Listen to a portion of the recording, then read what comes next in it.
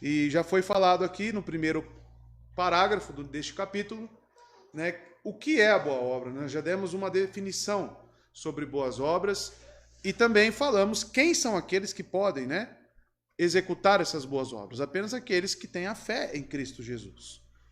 E hoje estamos no terceiro parágrafo já, onde vai dizer que somos capacitados pelo Espírito para executar essas boas obras. Então o texto da confissão vai dizer o seguinte, você pode acompanhar aí na sua capacidade de fazer boas obras não é de modo algum dos próprios crentes, mas provém totalmente do Espírito de Cristo.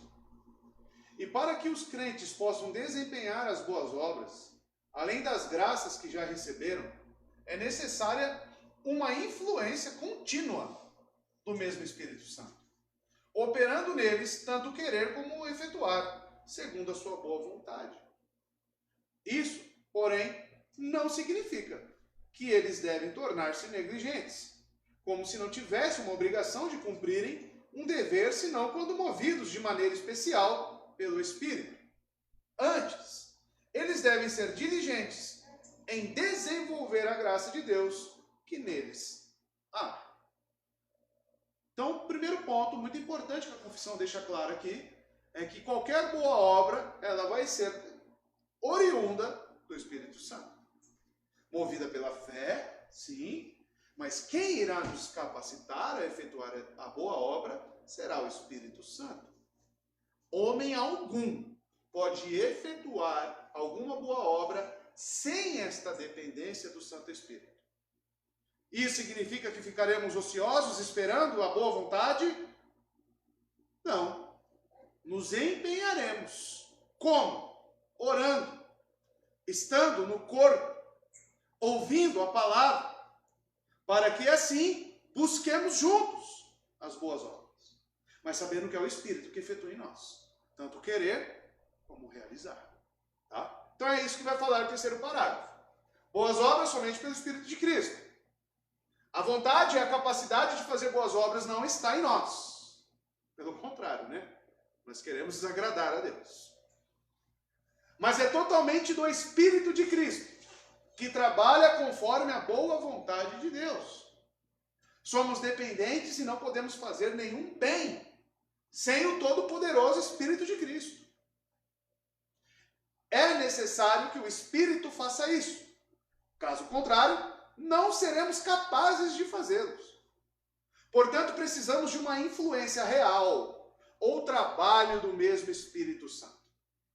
É Ele quem trabalha em nós tanto a vontade, ou tanto o querer, quanto o realizar dessas boas obras. No entanto, isso não significa que devemos crescer negligentes e sentarmos sem fazer nada. Devemos ser diligentes em desenvolver a graça de Deus que está em nós, como podemos ver em Hebreus 10, 24. Devemos orar ao Espírito para trabalhar em nós sua boa vontade e nos conceder a graça de obedecer a Deus. Nunca devemos ser negligentes ou inativos, sabendo que precisamos da influência e do trabalho do Espírito para o que é agradável à vista de Deus. Então o caminho é conhecer a vontade de Deus, porque boa obra está para o conhecimento daquilo que Deus caracteriza como bom. Nós vimos isso também. A régua para definir boa obra, o que é bom? É o crivo de Deus. E nós encontramos na sua palavra. Então, obedecendo a sua palavra, nós estaremos efetuando boas obras. Só que na dependência do Espírito Santo. Você só vai obedecer a Deus, você só vai ter boas obras se o Espírito Santo lhe compelir e lhe capacitar a fazer isso. Então, sabendo dessa dependência, o que eu faço? Eu oro a Ele. Faça o teu querer. Efetue. Me ajude. Cria-se, então, uma dependência. Mas a sua função, que é buscar isso, é se empenhar para que o Espírito age. E não ficar lá esperando. Deus é soberano. O Espírito Santo também. Então, uma hora ele vai agir e aí está tudo certo. Não é assim, tá? Não é assim. Textos. Ezequiel 36. né, uma promessa e o que ocorreria no pacto da graça prometido na nova aliança. Olha lá, porém o meu espírito em vocês, e os levarei a agirem segundo os meus decretos e a obedecerem fielmente as minhas leis. Olha o espírito iniciando aqui na frase, a dependência. Então o espírito nos levará a agir e a obedecer.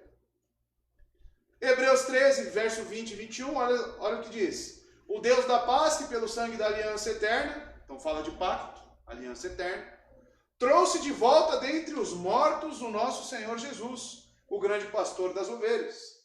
Os aperfeiçoou em todo o bem. Para quê? Para fazerem a vontade dele e opere em nós o que lhe é agradável. Olha aqui a palavra, opere em nós. Então é ele que opera em nós, tá? O que lhe é agradável, mediante Jesus Cristo, a quem seja a glória para todos sempre. Amém. Então, amados, o Espírito Santo é quem trouxe Jesus de volta. É o Espírito Santo, é o poder do Espírito Santo que ressuscitou o Cristo. Então, na dependência desse, nós somos movidos também a efetuar a vontade do Pai. Filipenses 2,13, pois é Deus quem efetua em vocês tanto o querer quanto o realizar. É o homem, então, que faz? Não é o homem, e sim o Espírito. Tá? Isso é uma ação soberana de Deus, de acordo com a boa vontade dele. O que isso significa? Se ele quiser efetuar a boa obra, ele vai efetuar. Se não, não. E nós ficamos angustiados, queremos obedecer a Deus, buscamos isso, mas sabendo que ele vai efetuar no momento dele. A obra de santificação, ela segue o mesmo passo. Não é no momento em que você deseja, mas sim no momento em que o Espírito vai agir em você. Tá?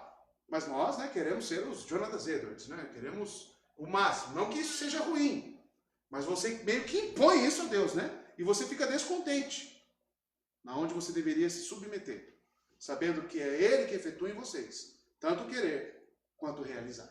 Tá?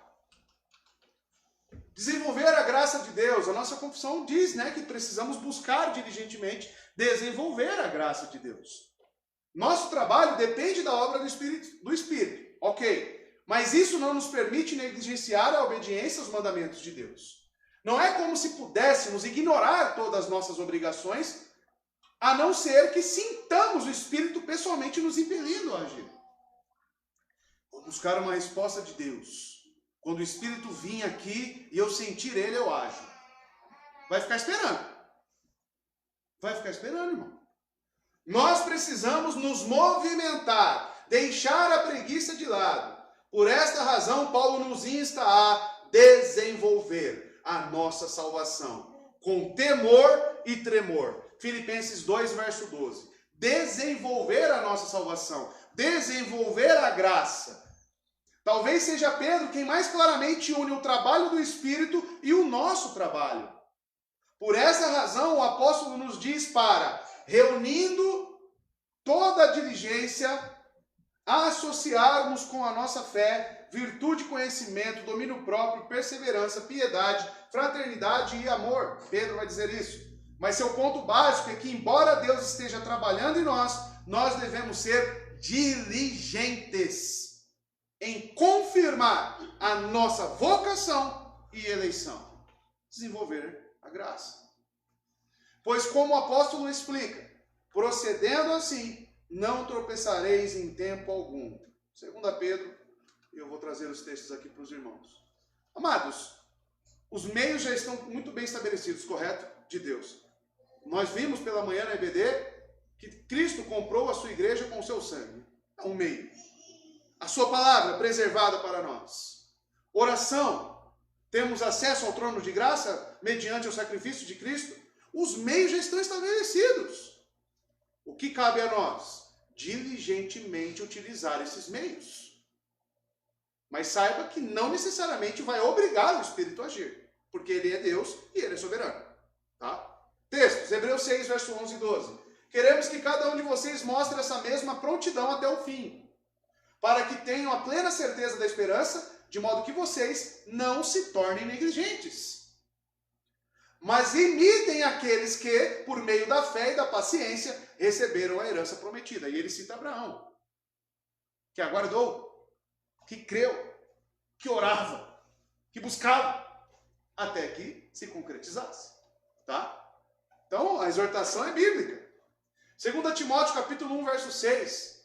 Por essa razão, torno a lembrar que mantenha viva, olha lá, mantenha, verbo, manter, mantenha viva a chama do dom de Deus, que está em você mediante a imposição das minhas mãos. Então, Paulo fala a Timóteo para ele se manter diligentemente. Manter a chama viva é estar em constante oração, em constante busca, em constante leitura. Não pode relaxar, irmão. Você não pode relaxar. Ah, eu estou cansado. Você tem um compromisso para com Deus. Tem que ser diligente. Judas, verso 20 e 21. Edifiquem-se. Porém, amados, na santíssima fé que vocês têm. Olha lá. Como? Orando no Espírito Santo. Mantenham-se. Opa! Mesmo verbo utilizado por Paulo. Mantenham-se no amor de Deus, enquanto esperam que a misericórdia do nosso Senhor Jesus Cristo os leve para a vida eterna. Como que eu me mantenho no amor de Deus?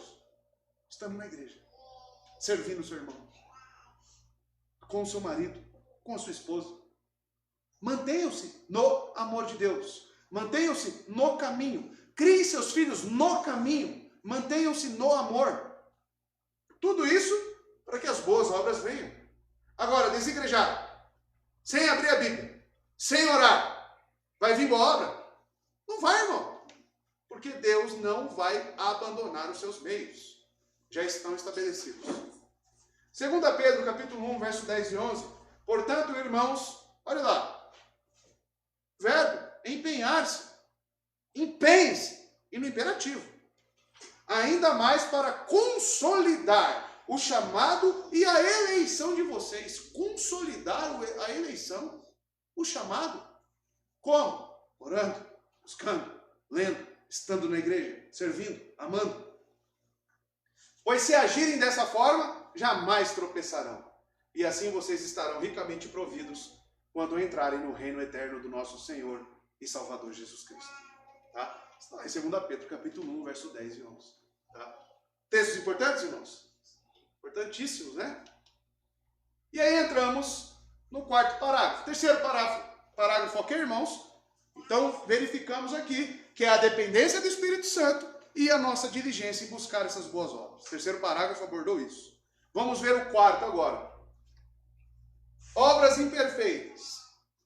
Mesmo aqueles que conseguem prestar a maior obediência nesta vida, estão longe de exceder e fazer mais do que é requerido por Deus. Isso é óbvio. Se é Ele que efetua em mim o querer e o realizar, então qual é o limite para a minha boa obra? O que Ele deseja, tá? Pois eles ainda ficam aquém do muito que, por dever, eles são obrigados a fazer. Vamos entender melhor isso. Obras aquém. O quarto parágrafo falou que essas boas obras, por melhor que sejam, elas ficarão aquém. Por quê? Vamos ver.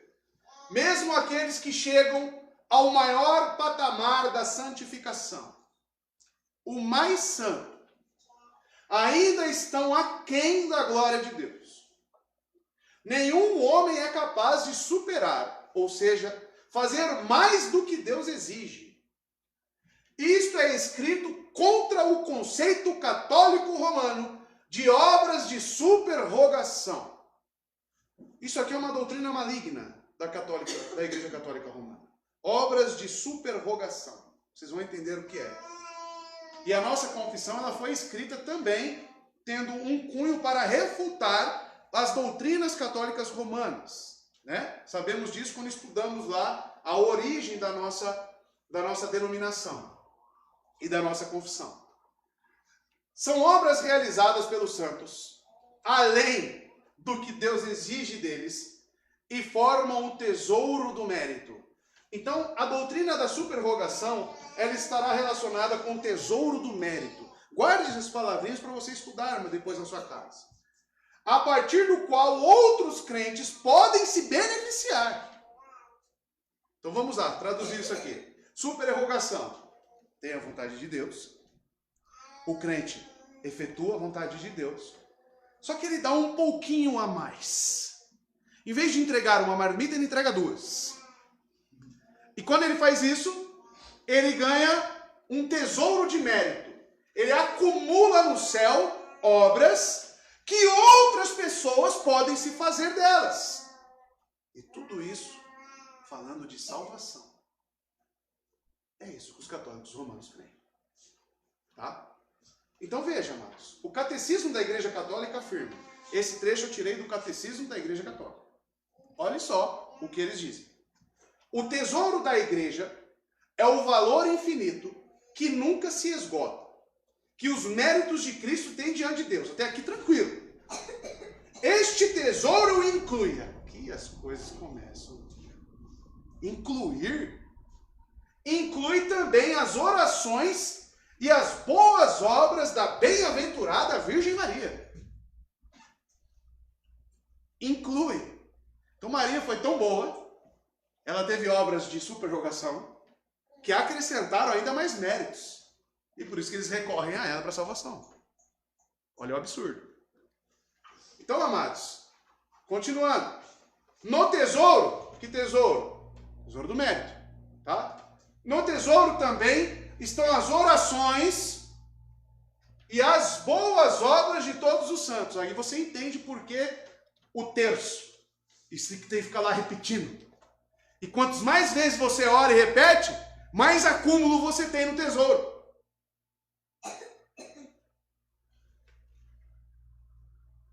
No tesouro também estão as orações e as boas obras de todos os santos.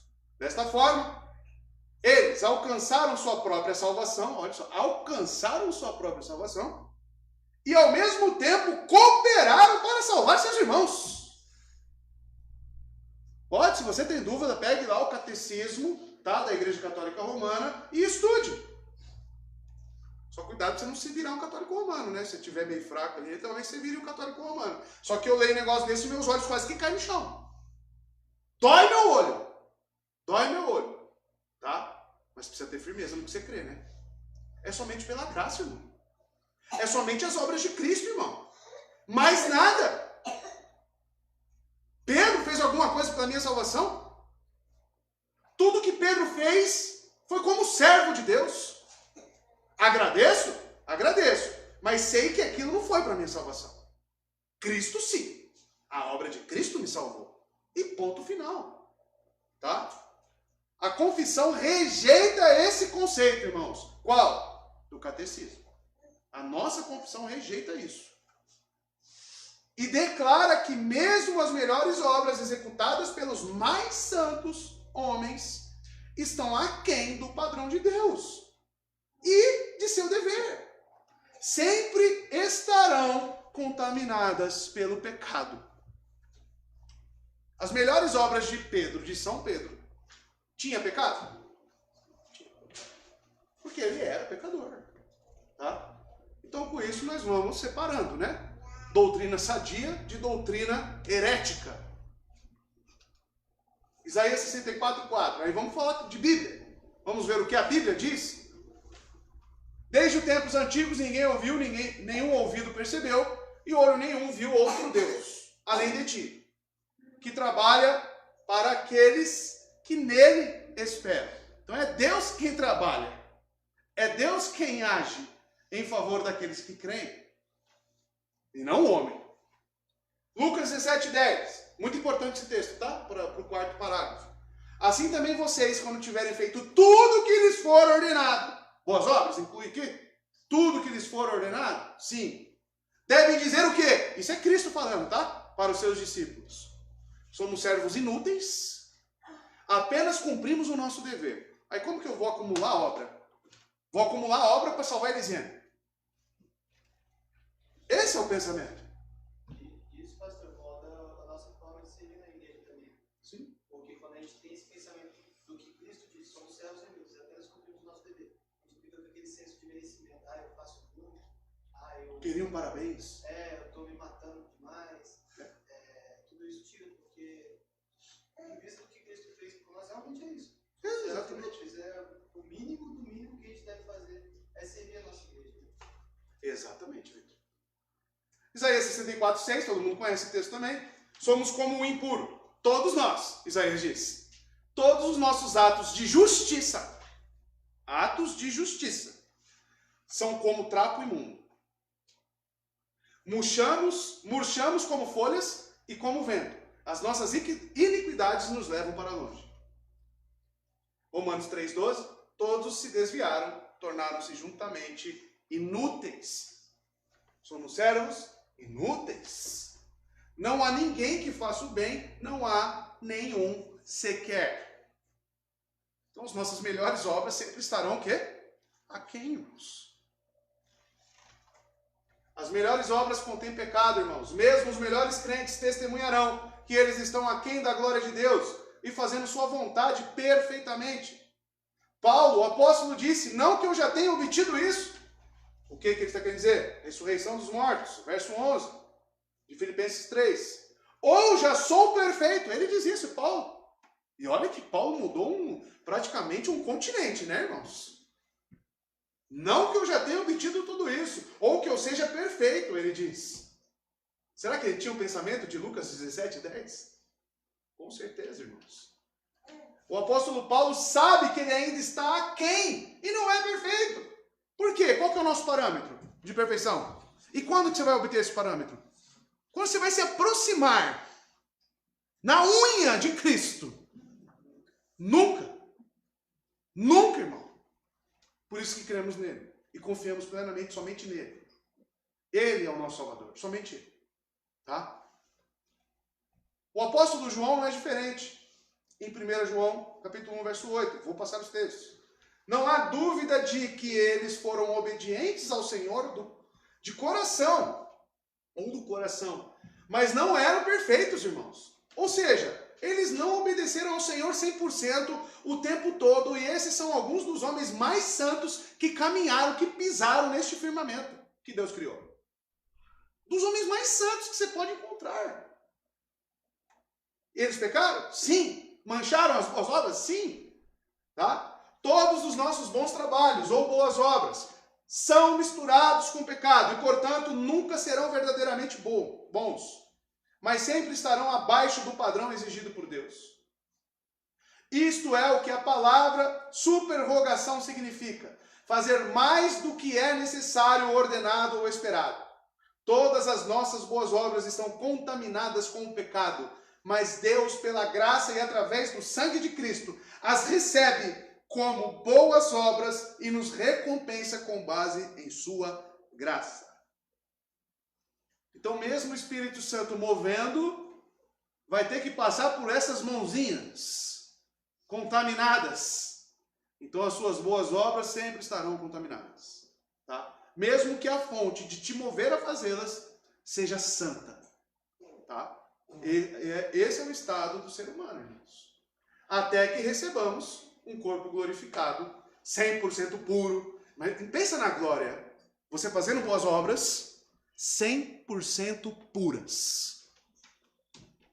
Sem mancha, sem mácula. Pense, irmãos.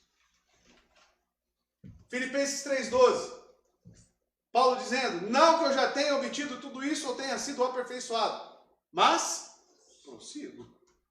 Porque a meta está lá no alto, irmão. O padrão é perfeição plena. Prossigo para alcançá-lo, pois para isso também fui alcançado por Cristo. Para isso fui alcançado. Então, boas obras está para a salvação. Você foi salvo, Tito 2,14 ou 3,14, agora não lembro. 2 ou 3. Nós fomos salvos, remidos, separados por Cristo para as boas obras, irmãos. 1 João capítulo 1, verso 8. Se afirmamos que estamos sem pecado, ele se inclui. Enganamos a nós mesmos, a verdade não está em nós. Então João sabia. As melhores obras de João ele sabia, estava contaminado. Gálatas 5,17.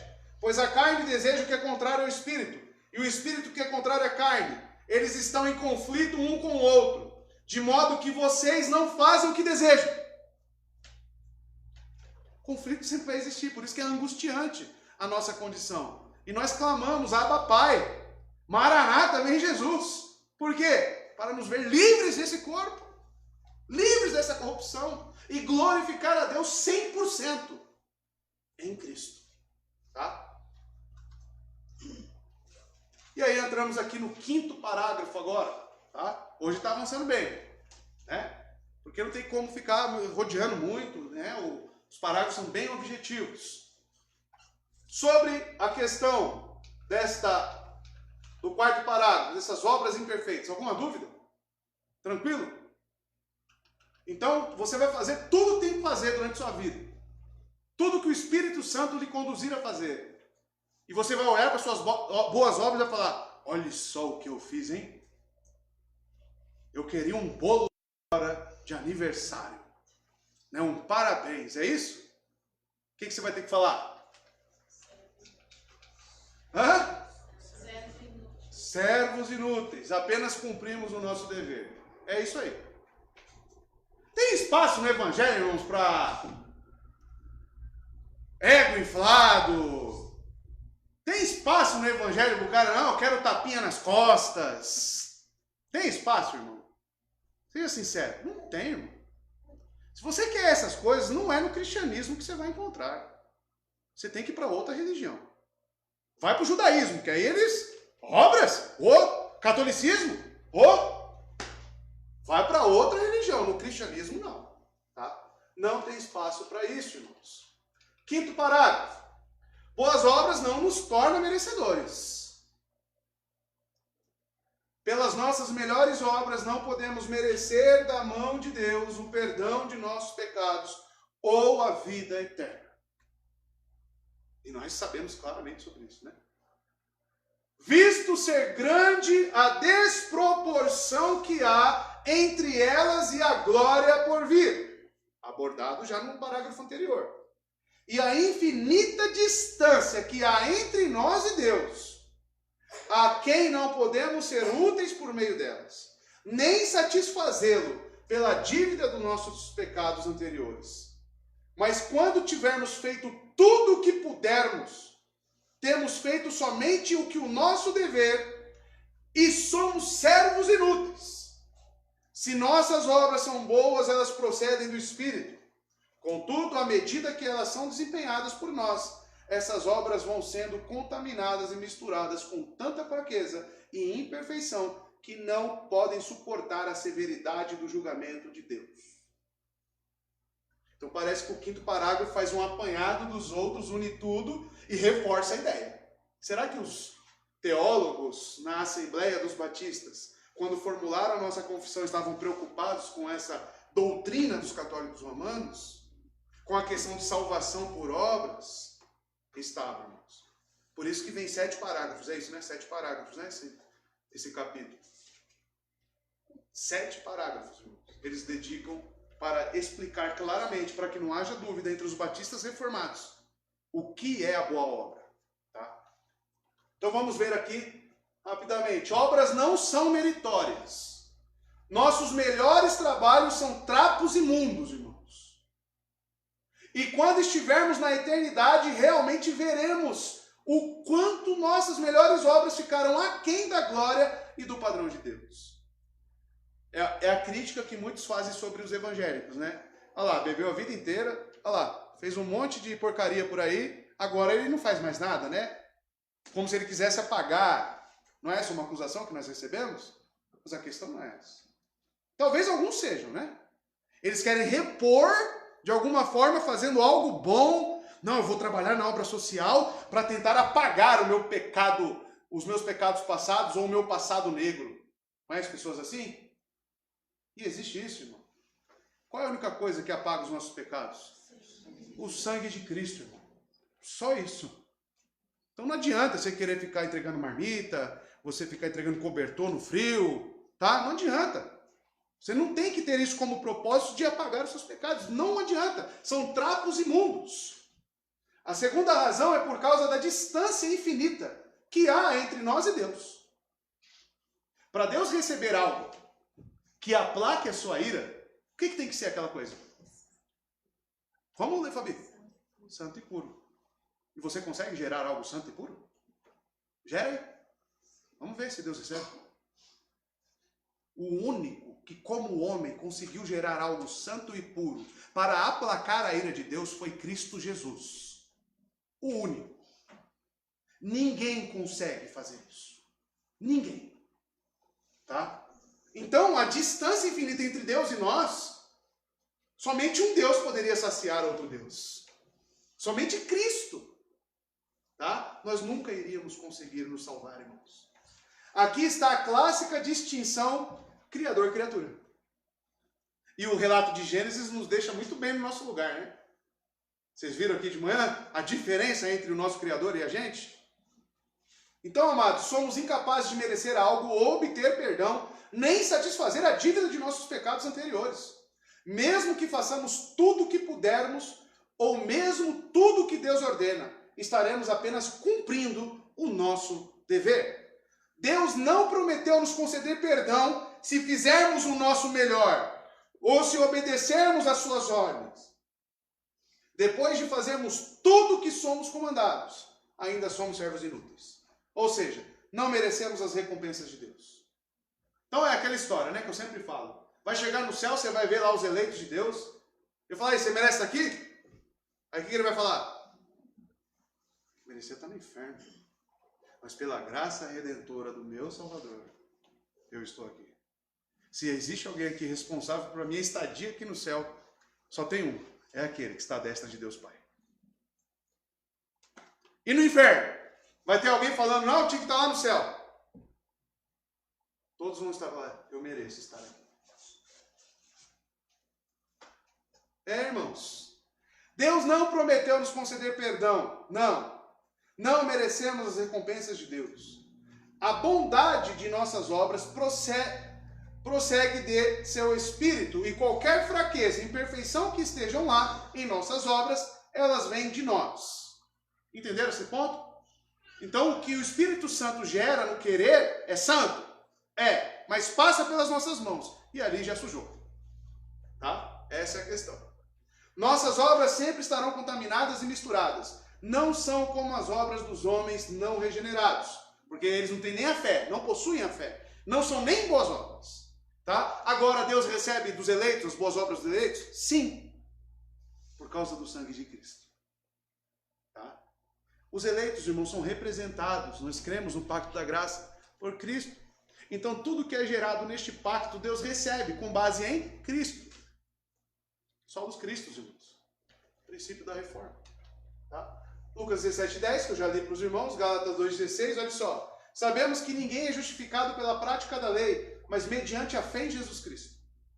Ninguém. É claro que Paulo está falando com foco nos judaizantes, mas prática da lei, você pode facilmente colocar prática de qualquer obra. Qualquer meio para se obter salvação. Somente pela fé. Assim nós também cremos em Cristo Jesus para sermos justificados pela fé em Cristo. E não pela prática da lei. Porque pela prática da lei, ninguém será justificado. Tá? Boas obras não atingem perdão. Mesmo quando feitas pelo Espírito Santo, elas passam por nossas mãos e, portanto, são contaminadas e misturadas com o pecado e perdem sua perfeição. Mesmo os nossos melhores trabalhos não ganham salvação, nem merecem perdão para nós. Mas eles mostram o fato de que teremos a salvação e não que alcançamos a salvação através de boas obras. É aquela história. Um salvo efetuará boas obras? Sim. É uma evidência de que ele está no caminho da salvação? Sim. Tiago fala, né? Do que adianta a fé sem obras? É morto. Agora, as boas obras, elas salvam alguém? Não. É isso que vocês precisam entender. Tá? Obviamente, isso é diretamente contra o ensino da Igreja Católica Romana, que ensina que as obras desempenham um papel significativo em nossa salvação e perdão. Vocês têm noção de quanto que isso aqui, esse ensino da Igreja Católica Romana, é satânico? O quanto que aprisiona a pessoa? Faz o que for, vai lá, confessa, reza não sei quantos Ave Maria lá e está tudo certo. As obras dela estão justificando elas. E a pessoa fica presa nisso, irmão. E ela acha que está salva. Você pergunta, ela tem certeza que ela está salva. Você pergunta se crê em Cristo, ela creio. Isso, amados, é tão prejudicial que nós devemos refutar isso, irmãos. Nós devemos pregar o verdadeiro evangelho. Quando em Romanos 3, Paulo especifica que não podemos ser salvos por obras da lei, ele parece ter em vista principalmente as atividades religiosas. Mas ainda que ele tenha em vista especialmente as obras judaicas, como eu disse, ele está apenas nos dando um exemplo proeminente de um princípio geral. O foco era os judaizantes? Sim, mas ali tem um princípio geral. Qual? As boas obras, coisas que fazemos, religiosas ou não são suficientes para agradar a Deus. Por causa da distância entre Criador e criatura, irmão. Romanos 3,20. Portanto, ninguém será declarado justo diante dele, baseando-se na obediência à lei. Pois é mediante a lei que nos tornamos plenamente conscientes do pecado. O caminho inverso, né? A lei desperta o pecado em mim. Como que a lei pode me salvar? Ela só desperta o pecado em mim. A lei me acusa, correto? Você acha que Satanás utiliza o quê para te acusar? A própria palavra. A lei. Olha lá, está transgredindo. Olha lá. Como que o que me acusa me absolve? Eu preciso de um outro que cumpra as exigências da lei, que não tem acusação, para que através deste eu seja absolvido. Filipenses 3,9. E ser encontrado nele. Paulo dizendo, quero ser encontrado nele, em Cristo. Não tendo a minha própria justiça que procede da lei, mas a que vem mediante a fé em Cristo. A justiça que procede de Deus e se baseia na fé. Aí, irmãos. Por que será que os católicos tiraram a Bíblia, né, Felipe? Dos fiéis. Por que será que eles privaram os fiéis das Escrituras? Só os cardeais tinham acesso à palavra. Por que será? Por que ele levantou Lutero, irmãos? William Tyndale para traduzir as Bíblias? Por que será, né, irmãos? Boas obras não salvam. Nunca podemos nos gloriar diante de Deus acerca de nossas obras. Nós nunca poderíamos alegar que a salvação não é um dom de Deus, mas mérito nosso. A nossa sorte é que Deus imputa a justiça independentemente de nossas obras, como Paulo declara em Romanos 4, versos 2, 4 e 6. O mesmo ponto ele desenvolve em outras de suas epístolas. Como Paulo explicou aos Efésios, porque pela graça sois salvos, mediante a fé, e isso não vem de vós, é dom de Deus. Aparentemente, alguns de fato pensavam que a salvação pudesse ser graciosa, mas que um pouquinho podia vir deles mesmos. Aí vem aqui um semi-pelagianismo, né? Paulo descarta essa possibilidade. A salvação não é de obras, para que ninguém se glorie. Efésios capítulo 2, verso 8 e 9. Nunca houve um tempo em que não se duvidou dessa verdade em um ou outro canto da igreja. A real insuficiência de nossas melhores obras precisa ser reafirmada tão claramente hoje quanto foi no século XVII, ou no século V, ou no primeiro século. O homem, ele tem, através da sua pecaminosidade, criar os seus próprios deuses, criar os seus próprios métodos de salvação. Por sermos feitos à imagem e semelhança de Deus, irmãos, antropologia, constituição humana, sempre o homem terá a necessidade de adorar alguma coisa, de buscar uma divindade acima dele. O problema é que muitos não têm a fé em Cristo. E aí o que eles fazem? A necessidade continua. O que eles vão fazer? Criar os próprios deuses. É isso que acontece, irmãos. Então precisamos reafirmar essas coisas. Precisamos deixar muito bem claro na igreja, para todos aqueles que venham querer ser membro aqui, de que boas obras não salvam. Isso é característico, irmão, da fé reformada. Romanos 4, olha lá. Se de fato Abraão foi justificado pelas obras, ele tem do que se gloriar, mas não diante de Deus. Que diz a Escritura? Abraão creu em Deus, creu, fé, e isso lhe foi acreditado como justiça.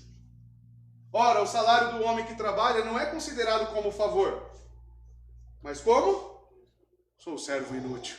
Está vendo? Irmãos. E aqui, amados, deixa eu ver o que falta.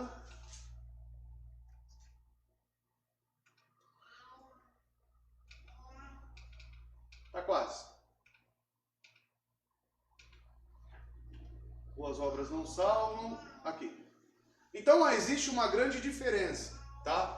Para não ficar muito repetitivo, porque o quinto parágrafo ele vai fazer uma abordagem de novo do que já falamos, tá bom? O fato é que é uma enorme desproporção entre nossas melhores obras e a menor das glórias de Deus, tá? Então precisamos ter isso em mente. Olha só, a diferença, o abismo entre nós e Deus. Nossas obras nunca poderão nos salvar, irmãos. Jó 22, 2 e 3, olha lá. Pode alguém ser útil a Deus? Mesmo um sábio pode ser de algum proveito? Que prazer você daria ao Todo-Poderoso se você fosse justo? Que é que ele ganharia se seus caminhos fossem irrepreensíveis? Ainda em Jó, capítulo 35, ele diz: se você for justo, o que lhe dará? Ou o que ele receberá de sua mão? A sua impiedade só afeta os homens, seus semelhantes. E o contrário, a justiça, os filhos dos homens. Deus é autossuficiente. Deus não precisa da criação. Deus, ele está pleno. Por que ele criou tudo então? Para o nosso favor. Ao nosso favor. Tá? Sabendo disso, mais uma vez, para ficar enfático, né? Somos servos inúteis. Já foi falado, né? Procedem do Espírito Santo. E, para encerrar aqui, as boas obras não suportam o julgamento de Deus. O que vem apenas de nós pode ser bom, somente no sentido mais vulgar do termo. É útil aceitar esse sentido geral da bondade. Seria difícil agradecer, louvar e encorajar, né? Ali está errado, encorajar uns aos outros, sem ele. Ainda assim, temos de nos lembrar, especialmente quando examinamos a nós mesmos, que as nossas melhores obras ainda são impuras, porque elas estão misturadas com tanta fraqueza e imperfeição, e porque possuem intenções confusas, tá? As nossas obras podem passar na inspeção de um amigo bondoso, ou se já somos cristãos, na de um pai benevolente no céu, como veremos em outra parte. Mas elas nunca poderiam suportar a severidade do juízo de Deus. Quanto mais nos ganhar a salvação, as obras, já pensou? Como isso? Se o Senhor observar as iniquidades, quem subsistirá? Quem? Salmo 130, verso 3. Temos que confessar com a brilhante economia das palavras do salmista: à tua vista não há justo nenhum vivente. Salmo 143, verso 2. Ninguém, com exceção de um, Cristo. Tá? E aí, paramos no sexto parágrafo.